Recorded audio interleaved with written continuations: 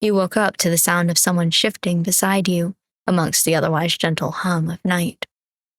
Lazily, you opened your eyes, expecting to see Florian on his feet, embarrassed about falling asleep beside you, but instead noticed a shadowed figure hovering above you. Hey, leaning towards you. Hey. What's up? You blinked, trying to wake up your sluggish mind, and finally realized it was Florian. He was close to you, and his eyes were half-lidded, his expression distant and unfocused. One hand was down beside you, the other braced against the couch to the side of your head. A sudden chill ran through your body, despite the warmth still lingering in the air. Florian? No response came from Florian. He remained completely still, staring at you. No, not at you, but at your neck?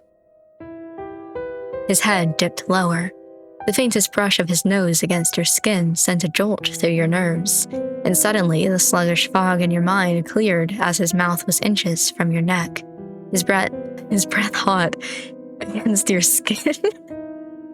Sorry, my phone's right there, and I thought I had it low enough that I'd be able to read everything that was on screen. I didn't notice that there was a word there until I got to the end of the sentence, and I was like, what? Where's the last word? Where is it? I had to look at my other monitor in order to read. Your eyes went to his face, and then you noticed something. A flash of something pointed and sharp between his parted lips. Are we just now noticing? It's been there the whole time, MC. Bangs. Your body tensed. No, don't ruin this for me, MC. Your heart hammered in your chest, and his breath hitched like he could hear it. Don't, no, MC, don't. No. No response. It was almost as if he wasn't truly himself. His posture was wrong, like he was acting on instinct alone. And in the dark, with a glint of moonlight reflecting off his eyes, his gaze looked almost empty. You felt the faintest graze of his teeth against your skin, a breath's distance from sinking in now. A shiver ran down your spine. He would hate himself if he went through with this. However, MC, don't ruin this for me. You managed to keep a lid on the panic threatening to break through. I'm not doing this, and I'm not doing this, so... You lifted a hand and reached out, cupping Florian's cheek. I don't know that this would help in this situation. The movement caused his eyes to open wider, and his lips paused. Okay, slowly and ever so gently, you brushed your thumb across his cheek, expecting warmth radiating from his skin, but instead finding him as cold as a corpse. Your hand shook slightly, and your breath was ragged and shallow. Are you there? No, he's not. At the sound of his name, damn it. It's fine, I understand, but damn it. At the sound of his name, he blinked a few times, then looked down. When he saw where he was, he recoiled as if burned, falling off the sofa and landing heavily on the floor. Damn it. 2.5 studios. I was really hoping for it. Damn it. His breathing was erratic and his hands were shaking, but he couldn't bring himself to look up. Shit. I didn't mean to. Florian, it's okay. Calm down. You pushed yourself off the couch and crouched next to Florian. Don't come near me. Seriously, it's fine. It's all okay. Just take a breath. He tried to put a hand on his shoulder, but he backed up, his face twisted in a pained grimace. Just don't come near me. Fuck, I can't believe I'm a fucking idiot. I shouldn't be here around people. Fuck. You didn't hurt me. But I wanted to. I wanted to so badly. I would have accepted it. But you didn't. But you didn't. You inched forward until you were next to Florian again. He turned his face away from you, but didn't protest. His breath was coming fast and ragged, like he couldn't quite catch it. You're don't say it. I'm not.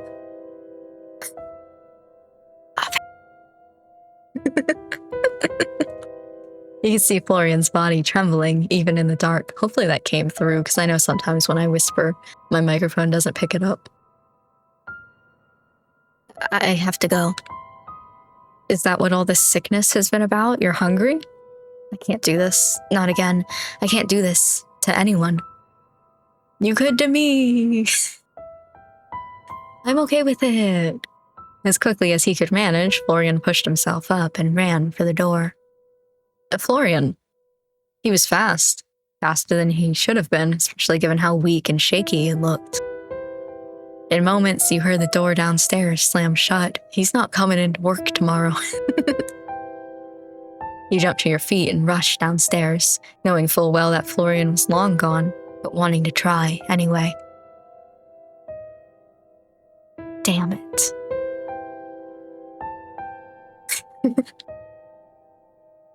Are you looking for Florian? I am. Do you know where he lives? That's an invasion of privacy. Don't do that to him. Oh, Winnie. You turned to see her sitting on the counter, transparent legs hanging over the edge. Yeah, I was hoping he'd still be here, I guess. He ran off really quick. He looked upset about something. It's complicated, but I think I might have hurt his feelings. You don't happen to know where he lives or his number, do you? No, Florian doesn't really share that kind of stuff. Damn it. Right. I'll have to talk to him tomorrow then. He's not coming into work tomorrow. I don't think he's going to be coming into work for maybe the next week, if that. Oh, let's go. But we gained a level with him. Your eyes went up to the clock. It was only 7:30 p.m. You hadn't slept for more than an hour or two. It felt like much longer. Your stomach growled, and you remember that you hadn't eaten dinner yet, and that you were pretty much out of food. I'll have to head out and find a grocery store, so I guess I'll just keep an eye out for Florian. Not that I'll likely find him at the grocery store if he's really a vampire. You turned towards the door before stopping in your tracks. Is everything all right? Winnie's legs stopped kicking back and forth, and she stared towards the ground, biting her lip. She fiddled with her sleeves and kept her eyes away from yours. You asked me about going out for dinner with you, right? Yeah? I'd love for you to come. And I forgot to ask Florian. Well, I want to go. That's great.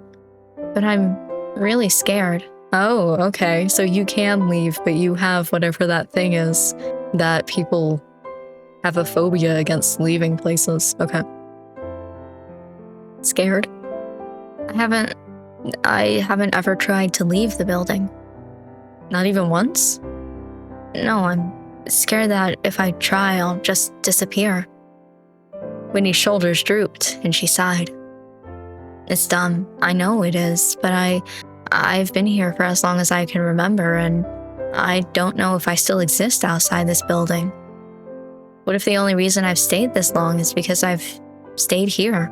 What if I really am dead, and if I leave, I'll pass on? Winnie's eyes went down to her feet, and she swung them back and forth slowly. Hey, it's all right. Winnie, seriously, it's okay. It sounds scary. If you would rather stay here, we can do something else, just the two of us. But I want to go. I want to spend time with everyone and laugh and have fun. I don't care if I can't eat or anything, but I don't want to be alone anymore. But I'm too scared. I'm always too scared. You approached the counter and reached out, placing a hand over hers. It didn't feel like anything. You couldn't truly touch her, but the thought was there. If you want to do it, then do it. Be brave. I'll be right there beside you. You won't have to do it alone. Winnie hesitated for a moment, then pulled her hand back and floated down from the counter. Okay, you're right. I want to go. Thanks. You're the best. Do you want to try coming out with me now? No.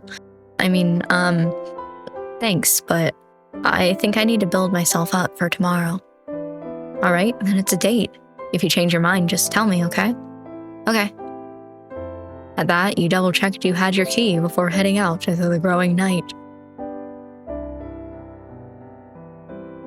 The air was crisp and cold as you stepped out the front door, and the wind rustled the trees that lined the street. There didn't seem to be anyone else wandering about, but then you suppose most people would be sitting down for dinner or tucked into bed for an early night's rest by now. Bundling your clothes closer to your body, you started on your way to the main square. The town square was a little more lively than the store, but not by much. It seemed as if a good portion of the shops were closed or closing for the night, and only a few people wandered the streets. It was a far cry from the bustling crowds and bright lights of the city. The streets were clean and quiet, and the houses were well maintained, without any signs of graffiti or broken windows. You could get used to this kind of life. You eyed the various stores around the area, a bookshop, a coffee shop, a hardware store, a pharmacy. Then you saw it, nestled at the corner of the street, a small grocery store, the same one Lucille had pointed out to you when you'd gone out for dinner together just the other night.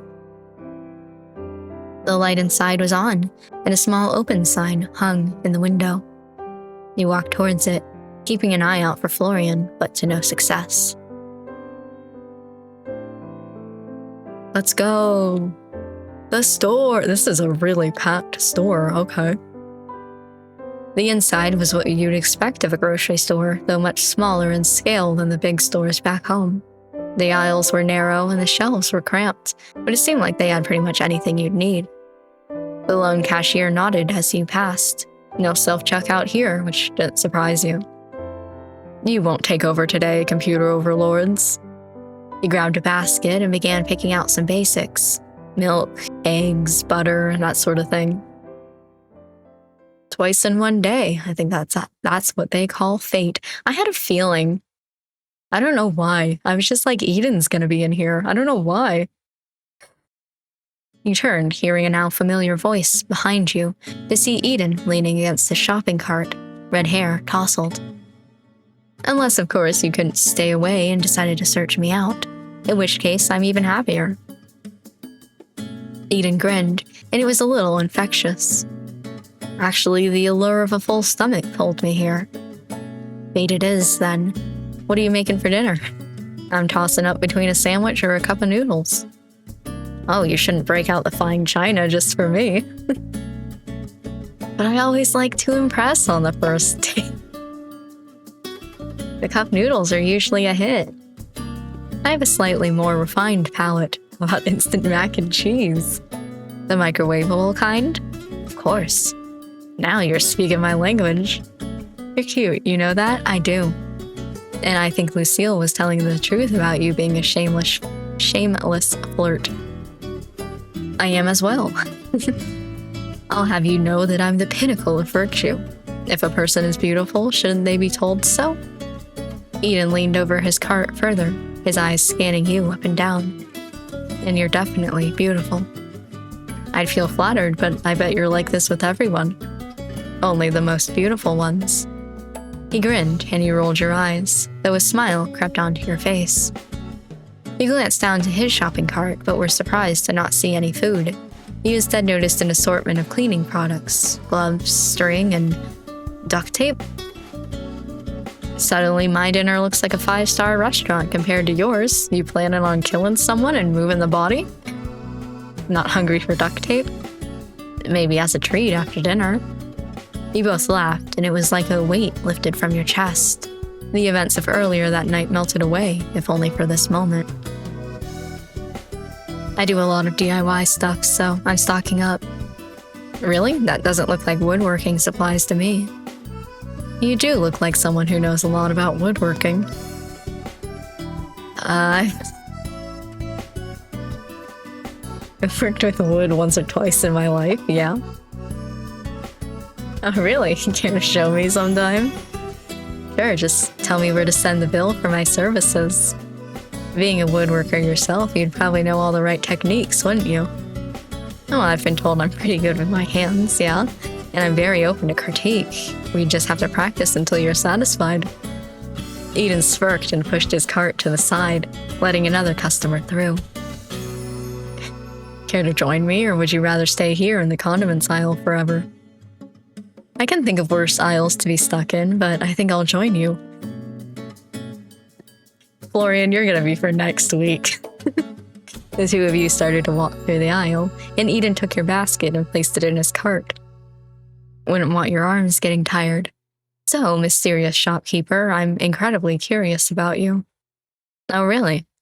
You're the talk of the town after all, am I? Things must be really slow right now if I'm the talk of the town. You know how small towns are, they'll find anything to gossip about. He picked up a bottle of olive oil and dropped it into the cart. Okay. Is that for the duct tape, or? Yet, despite being the most interesting thing that's happened here in months, no one knows much about you. People assume that Sylvie didn't have any relatives. He glanced over at you. As far as I'm aware, she's never left Willowmist either. What could pull her away so subtly and drop you in her place? You say please, I might be honest with you. Pretty please. I have no clue. Really, I'm not trying to be evasive, but honestly, I don't know. I have no clue why she decided to leave. She wrote me a letter and asked me to come, and here I am. She'd already left when I arrived. Huh. So a mystery then. Even more interesting. But that doesn't say much about you. Want to tell me a bit about yourself? Depends on what you want to know. If it's the numbers on my credit card, probably not. Where you grew up, for example. What are your parents like? Your favorite color? Eden grinned and shrugged his shoulders. Take your pick, whatever you're willing to share.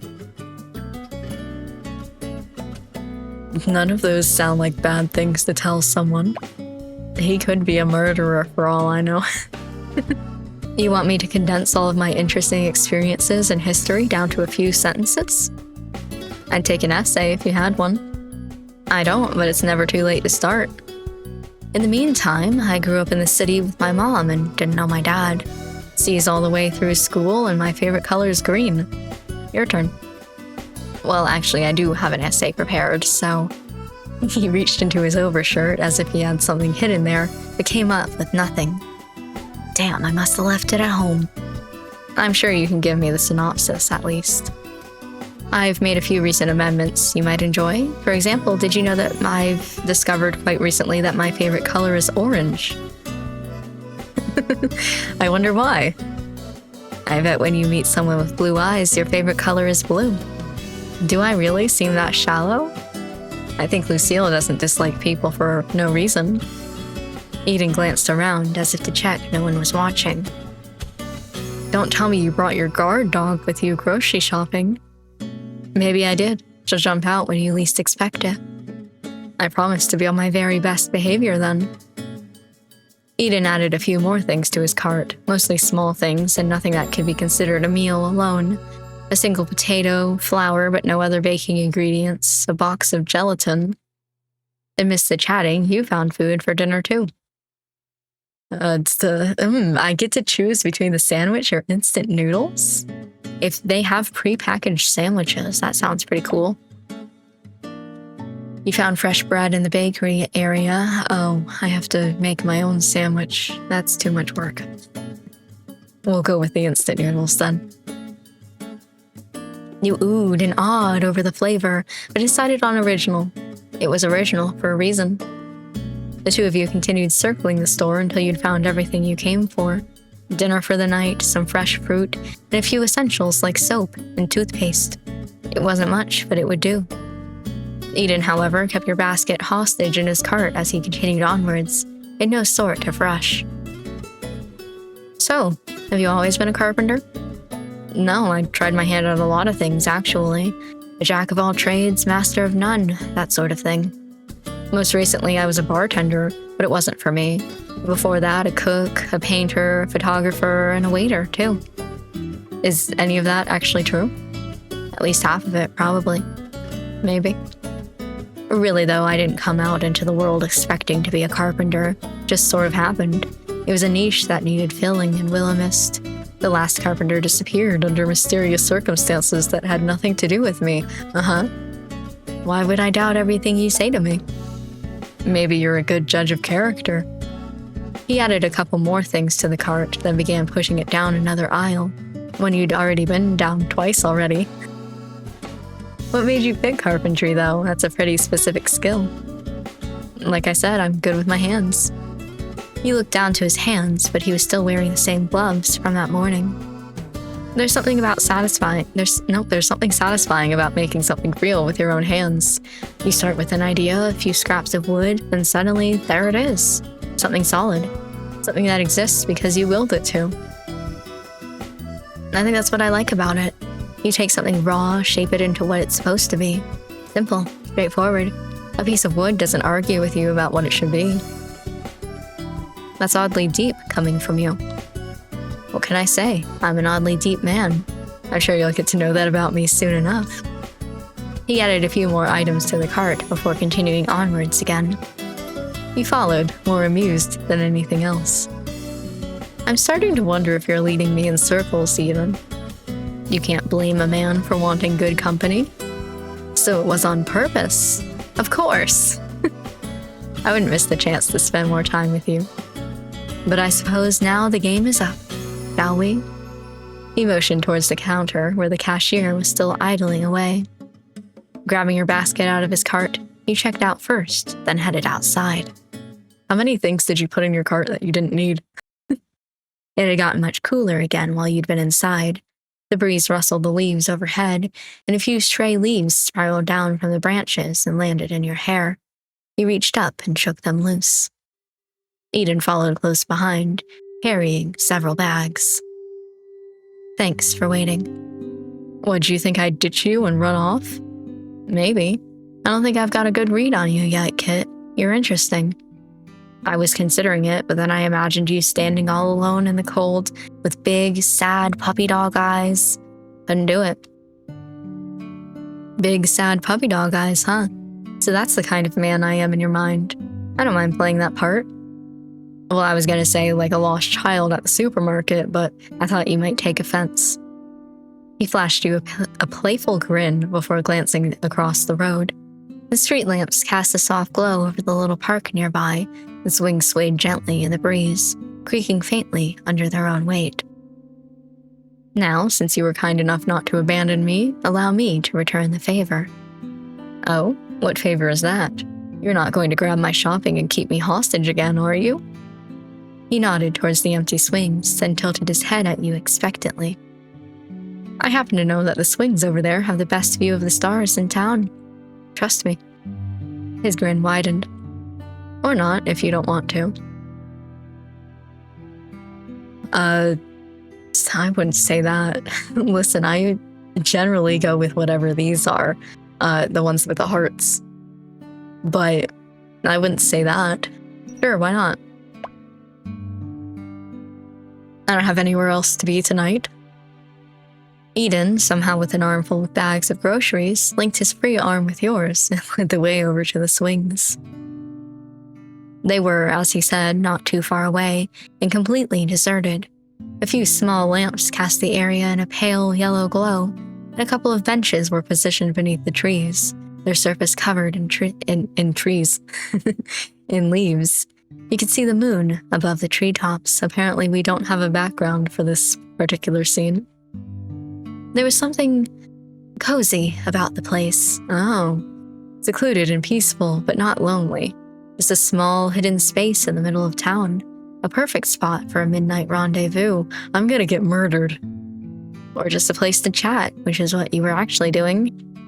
Eden set his groceries. Listen, I just paid for groceries, my dude.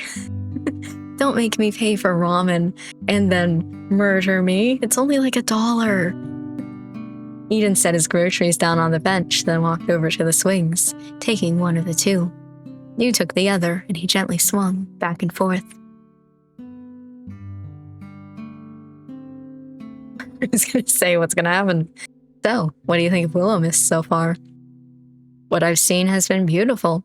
Kind people, great food, and the night is clear and cool. It's a lot quieter than back at home. I could get used to this. And you're staying for 3 months? That's a decently long time, but also no time at all. Yeah, 3 months, then it's back home again. You sound a little disappointed about that. I don't know if I am or not, really.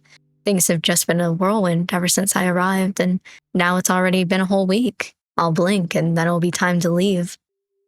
Eden chuckled and held a little tighter to the swing's chain, still looking up at the stars. And why leave?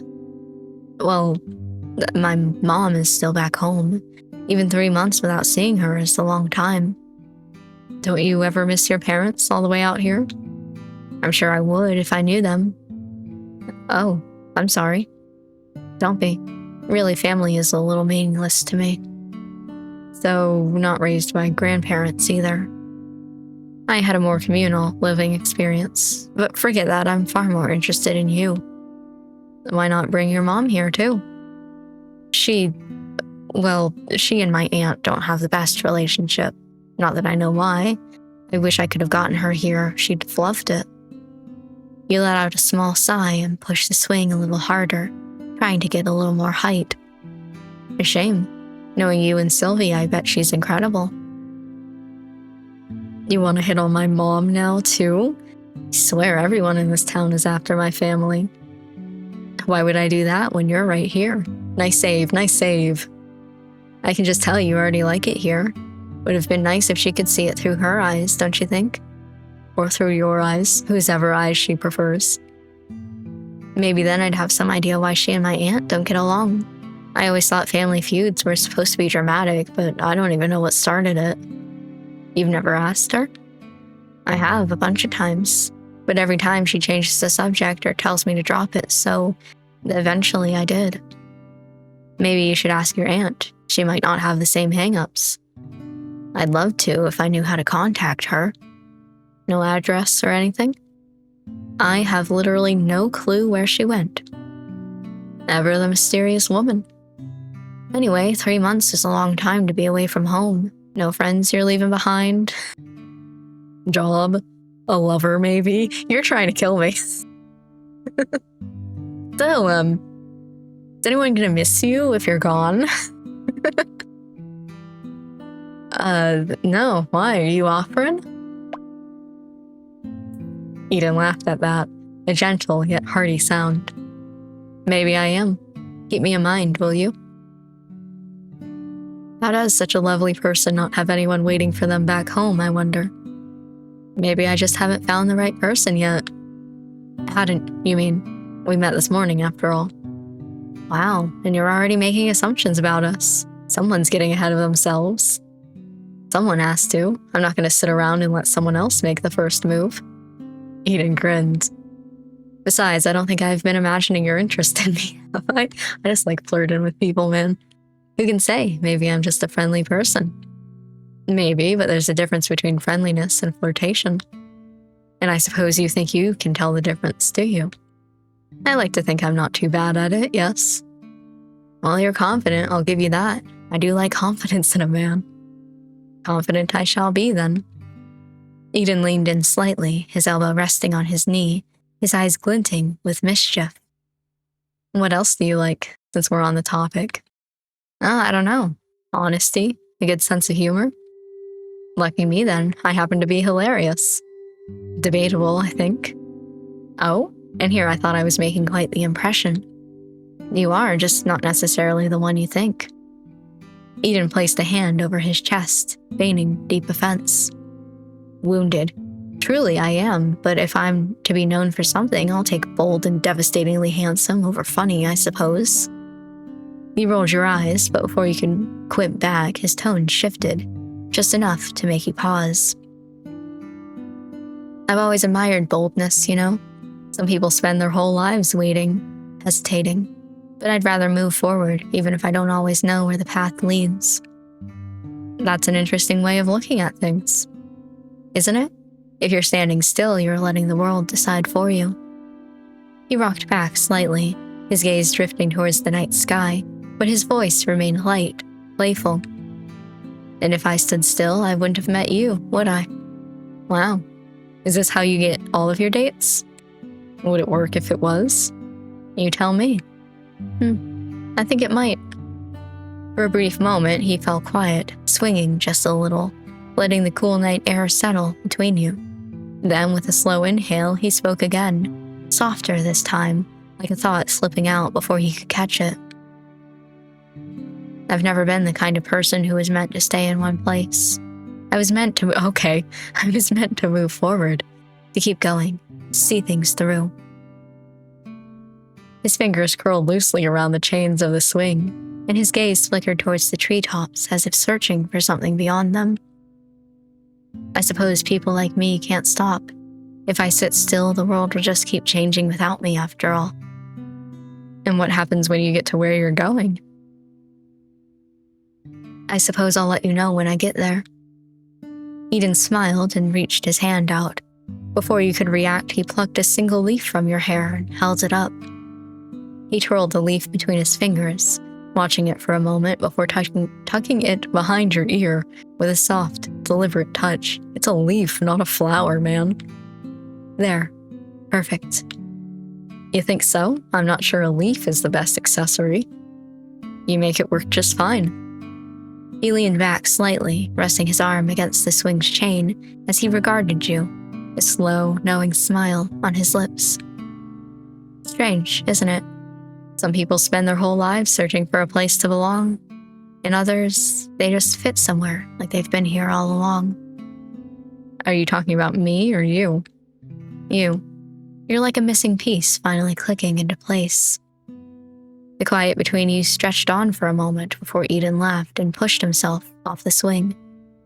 Enough about that. You should get some sleep before I convince you to stay out all night. You say it like it's a bad thing. I just hate to be responsible for you sleepwalking through your store tomorrow, and I wouldn't want you to miss out on our date. It's not a date if everyone's going. I'll just have to work extra hard to make sure you only look at me. Damn, he has riz. He scooped up his grocery bags with an easy motion. Also, I got out of that situation without getting murdered. Let's go. Shifting them over his shoulder. Shooting you a playful glance, he took a few slow steps backwards, his silhouette cutting sharp against the lamplight. Don't miss me too much, all right?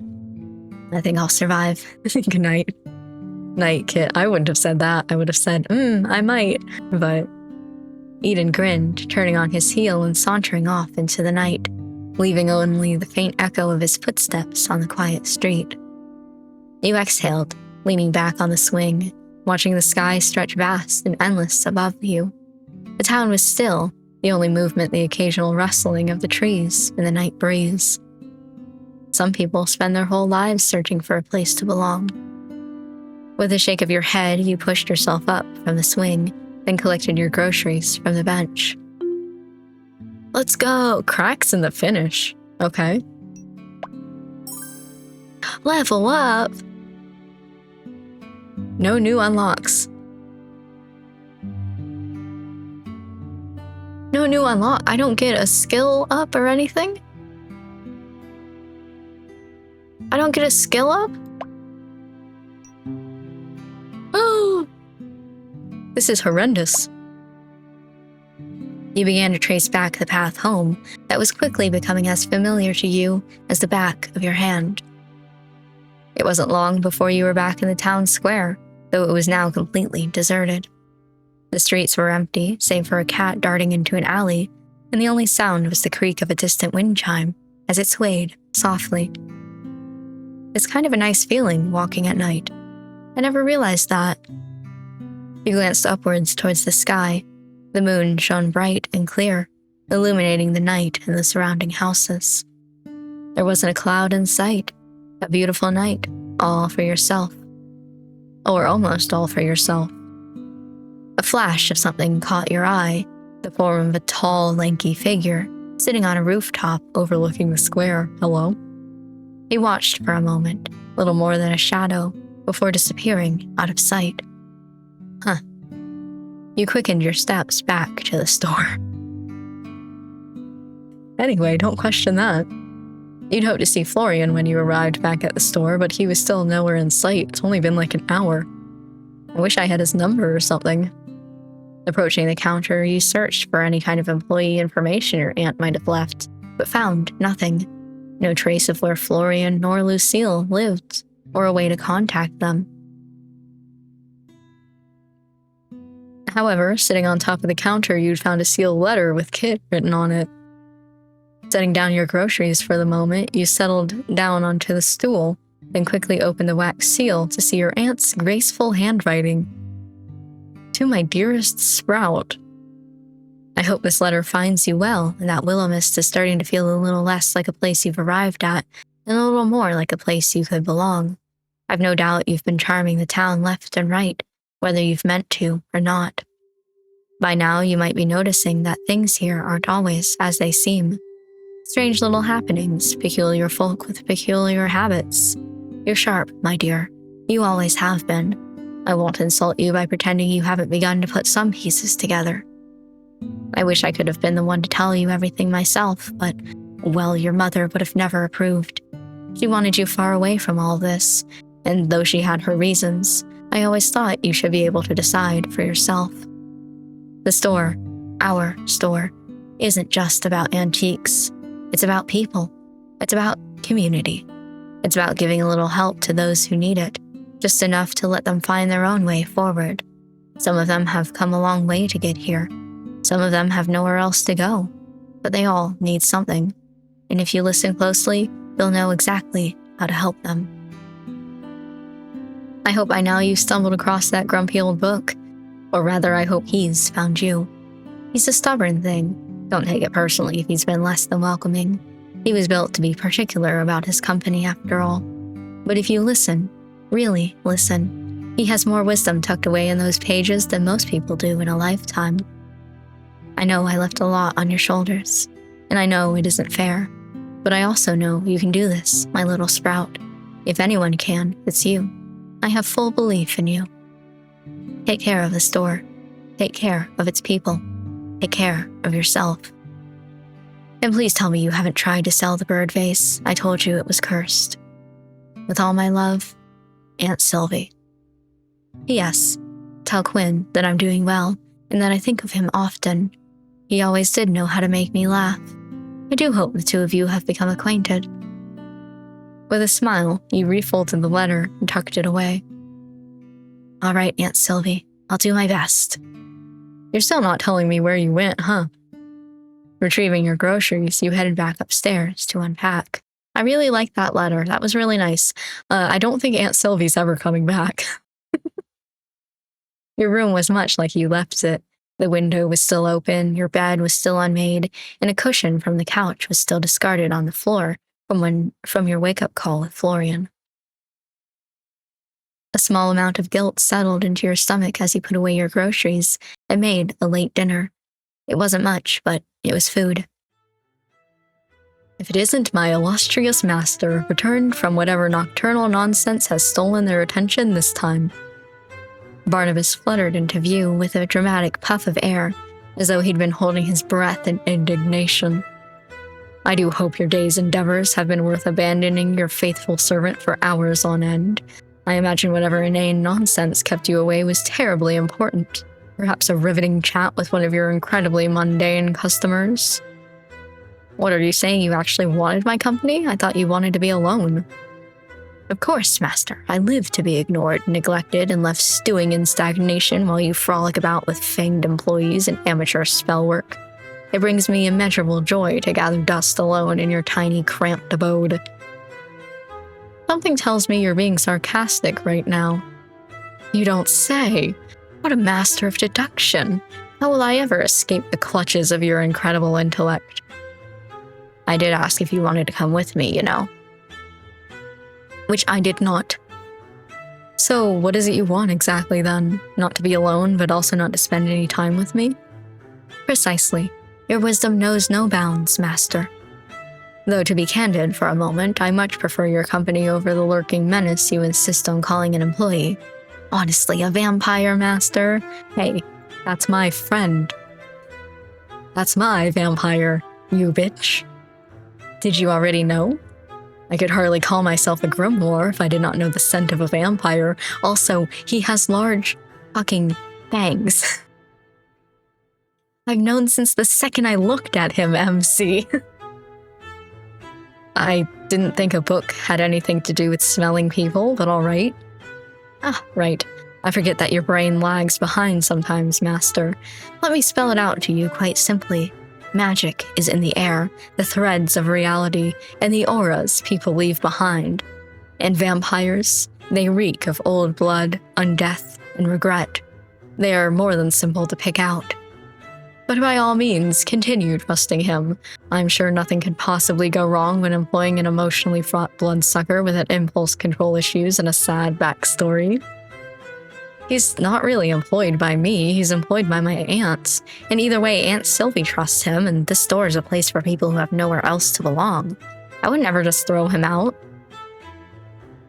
Barnabas let out a long, drawn-out sigh, as though his entire world had grown tiresome. Very well then, continue ignoring my sage advice and do as you please. After all, it's your funeral, not mine. He turned his attention towards your half-eaten dinner, and snorted derisively. A meal fit for a king, I see. A truly inspired use of your time and resources, Master. You know, you're pretty judgy for a stack of paper. That's probably why you don't have any friends. He continued eating, waiting for Barnabas's almost guaranteed response. A stack of the gall of you, the gall! I do not need nor desire friends. I live to serve and not frolic around and have fun like some. Oh yeah? Then why do you get so huffy every time I leave you alone? Barnabas fluttered indignantly, his pages puffing outward in an offended ripple. Because, Master, leaving me unattended in this drafty little hovel is a waste of rare and precious genius. Not because I am lonely, heavens forbid. I simply find it offensive to be shelved when I am a once-in-a-millennium arcane artifact. Totally not lonely. I am above loneliness. Loneliness for sentimental beings with soft hearts. I am made of enchanted ink and intellect. Besides, I had plenty of company today. Lady Seraphina of House Moonbridge accused Countess Belladonna of enchanting her husband with a love hex again, and the fallout was positively catastrophic. Wine flung, curses shouted, a hat caught fire. Utterly riveting. You're talking about the TV. Now, I could be going crazy, but I'm pretty sure those characters are from a television show. The real sorceresses of Silverkeep, in fact. It does not surprise me that you know so little about it, but it is a fascinating documentary. A documentary. And you enjoyed watching this documentary? It was a purely academic viewing, Master, a study of interpersonal dynamics among magically inclined nobility. It's research. Did you spend all day watching it? I may have absorbed 8 episodes, but only because Countess Belladonna's familiar betrayed her, and I had to see how that arc resolved. For scientific integrity, obviously. Right. Scientific integrity. Honestly, if they simply enchanted their contract bindings properly, none of this would have happened. Amateur hour, truly. Also, Seraphina's illusion magic is atrocious. Her whole tower is a lie, and no one is talking about it. You do know that's all fictional, right? Obviously, Master, but some elements ring true. Magic, after all, is based purely in reality. There have been countless Lady Seraphinas and countless Countess Belladonnas throughout history. That confused me. Anyone like me in there? Yes, there happens to be a talking toad that advises the Countess. I believe the character is called Toadsworth. You share many qualities. Careful there, Barney. Compliment me too much and I might accidentally fall for you. You would not be the first human to do so, trust me, nor the last. Wow, ladies' man over here. Finishing your food, you cleaned up, then glanced over to Barnabas, who was still watching you. It's late tonight, but maybe tomorrow we can do some more practicing. I am always prepared to further your knowledge and skill, Master, though perhaps you could begin by tidying up this horrendous mess you call a room. Honestly, a pigsty, truly. That feels a little unfair. This is all my aunt's stuff, not mine. Felt like I chose to have a room full of clutter. You've lived in it for a week and haven't even bothered to put away your own dirty dishes, Master. I would not deign to call that a good defense. With a groan, you conceded and began to put the room in order. You didn't have the energy for it, but you also didn't have the energy to argue with a book. Oh, by the way, is my whole magic shtick meant to be a secret? Do I seem as if I have the answer to every question, Master? Yeah. Well, I'm pleased to see you accepting the truth. But to answer your question, yes. In general, revealing one's magical capabilities to the mundane masses is frowned upon, especially when one is a fledgling spellcaster who lacks any kind of control. You're far more likely to set your sleeves on fire than impress anyone. I'm already getting down that spell you taught me, as did every toddler taught it in the past. I'm on the level of a toddler? Just below, actually, but don't be discouraged, Master. Toddlers are remarkably clever these days. You know, a bit of encouragement wouldn't kill you. No, but it might kill you, and I've grown strangely fond of not being shoved into a forgotten drawer again. So consider my criticism a public service. One day it might even save your life. One day I'm going to be so good at magic that you're going to eat those words. When that day comes, Master, I shall serve them with tea, jam, and a commemorative plate. But until then, try not to burn down the house. I wonder how flammable you are. Excuse me? Did you just threaten to ignite me? Me, the illustrious Barnabas the Magnificent? I'll have you know I'm warded against flame, though clearly not against rude commentary from reckless amateurs. Honestly, how flammable are you? Have you no shame, no decorum, no decency? You're so easy to wind up, Barney. Yes, well, enjoy your jests at my expense, Master. It's good to have a hobby when one lacks talent. I'm sure you know all about that. Going back to the don't tell anyone lest you burst into flames, yada yada, is it okay if I trust someone? That is your decision, Master. There have been many famous spellcasters who were quite open about their craft, and others who were inherently secretive. Some were revered as visionaries, others were burned at the stake. It's a mixed bag, really. Trust is a valuable resource, best spent in small increments and monitored closely. So you're saying I should trust, but be careful. No, I'm saying you should trust me and be wary of everyone else. But since I know you won't listen, yes, be careful. At least try to be. Magic may be your inheritance, Master, but secrecy is your shield. You don't yet know what kind of eyes might be watching, or what they want. You're being uncharacteristically serious right now. Yes, well, even I am allowed moments of grim sincerity. Now, if you're quite done probing the depths of philosophical trust, please turn on the next episode of The Real Sorceresses of Silverkeep. I need to see if Lady Seraphina finally hexes that two-faced necromancer, or just throws another goblet. Yeah, here you go. You lifted up the remote and turned on the television, and the screen lit up with images and a loud voiceover. Barnabas fell silent, and you took the opportunity to settle into bed. With a yawn, you glanced towards the open window, and the moon hanging high and bright above the treetops. As tired as you were, sleep did not come easily. Thoughts raced through your mind, and the events of the day felt more vivid than ever. Still, after some tossing and turning, you fell into a deep sleep, accompanied by the occasional gasp from Barnabas in the background. That's cute. He likes reality TV. Oh, it's raining today. You woke to the soft patter of rain against the window pane, gentle as a lullaby still echoing in the quiet hush of morning. With bleary eyes, you saw the world outside your window was tinged in gray, the colors muted. The rain fell in steady sheets, and the air in your room felt cooler, calmer, like the storm had swept away yesterday. Wrapped in the warmth of your blankets, you let yourself sink a little deeper into the mattress, lulled by the rhythm of the rain and the soft creak of the old building.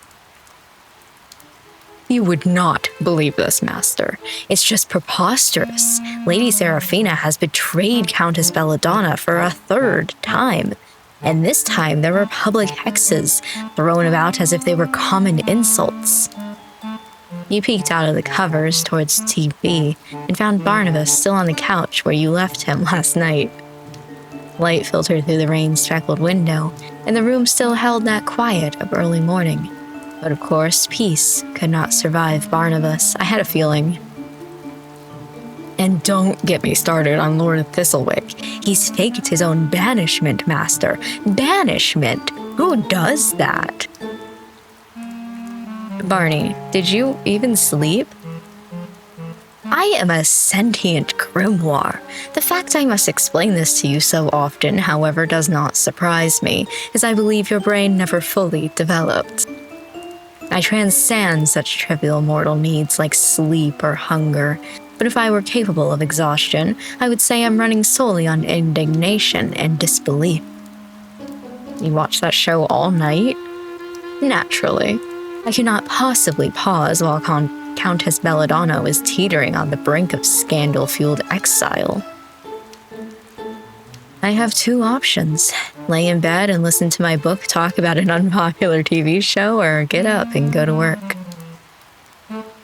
Not really a choice, is it? You rose from bed, stretching a little as you did.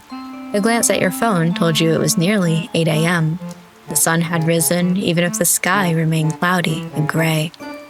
You dressed, then got together a simple breakfast before heading downstairs. You came down the staircase expecting to see Lucille, the same as every morning, standing guard at the door, but she was nowhere in sight. Instead, you noticed Winnie sitting at the front desk. Okay. Kid, finally. Were you waiting for me? Not really waiting exactly, I was just getting lonely. Florian is usually here overnight, but after he ran off yesterday, he hasn't come back. I know. I want to talk to him. It's okay. I'm sorry, Winnie. You know I'm always just upstairs, right? You can always just come hang out if you're feeling lonely. I guess. I just didn't want to make you get hurt again. What, are you still thinking about that glass thing? Don't worry about that. It was a silly accident. Then maybe we could have a sleepover sometime. I'm sure Barney would love that. Who? Oh, Kit, do you have a secret boyfriend hidden upstairs?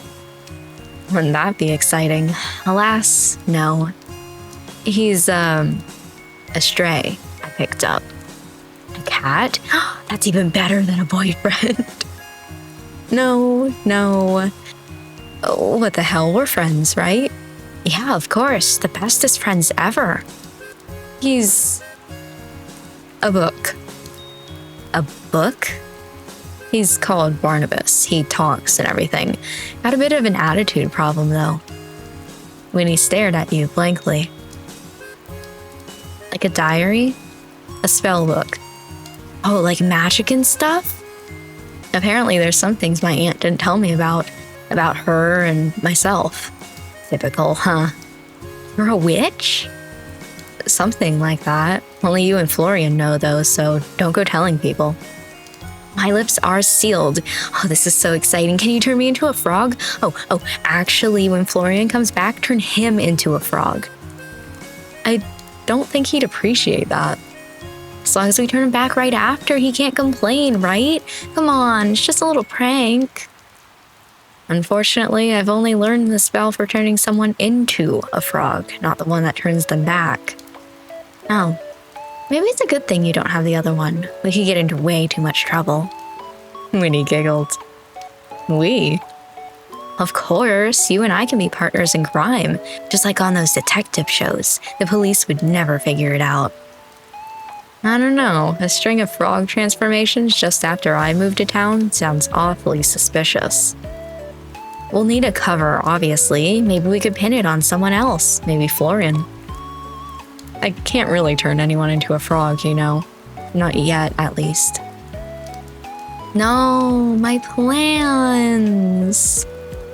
Barney is a tough teacher. So far, all I can do is be slightly better at looking for things. That doesn't sound like a superpower. It's not.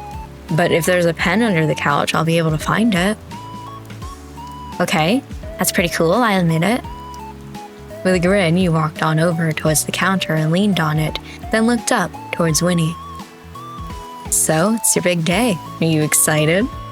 What do you mean? Don't tell me I've forgotten something important. Oh, don't you remember? It's our wedding day.